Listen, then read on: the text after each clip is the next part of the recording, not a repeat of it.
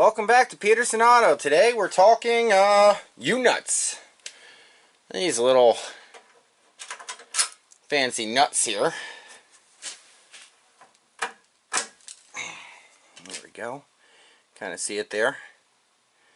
Great ways to mount things. I've been using a lot of them on this truck because honestly the OEMs use them a lot and they work very well. So this is a bracket for the rear air ride suspension. It's a auto leveling valve I picked up here. I'm going to be putting it on, so I made this wonderful bracket right here. It's very, very hot right now. Probably shouldn't be putting it on wood. You can see I got two matching holes there. And it sits about like that.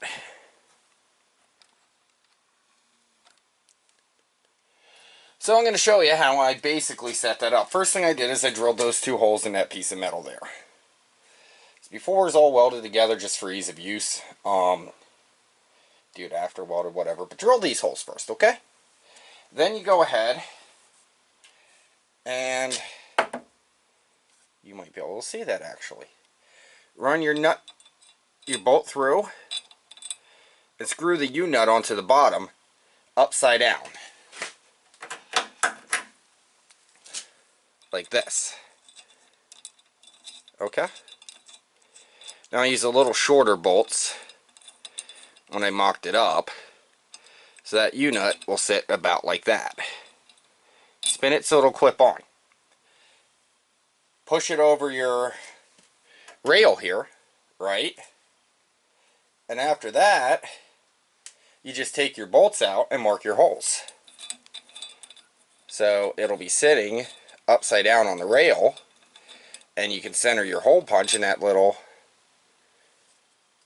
1/4 inch-ish hole when it's sitting upside down like that, clipped over the rail like that, going as far as you need to. It'll sit there, and you can use that as a guide. They'll hold themselves in place. You just take them off, flip them back over, line them up if you need to. And now you can bolt a bracket right on there, no problems. So I thought that was a cool little tip I'd show you. I love these things, they're great. You don't have to worry about like having a strip nut on the back or something. It's really easy to cut off the head or even cut off the back side. You know, it's easy to cut one or the other off to get it out, depending on what you're mounting where. This bracket was going back here towards the fuel tank. You can even just cut this little piece right here. They do snap a lot. You know, so they're not ideal. But, I mean, they're easy to get on and off, and even if they corrode, you can cut this right here, and you can get the two pieces separated. The bolt would still go through, but, I mean, they're really good designs. So, thought I'd give you a little 5-second how I do those, how I make them work. Maybe the camera will focus a little better. There you go. So, you know, little U-clips, U-nuts, body bolt nuts, whatever. I wouldn't hold anything super heavy on them. But the whole capture nut design's used by OEMs a lot. I like it. Fuel tank skid plates mounted with that, and a bunch of other little things here and there.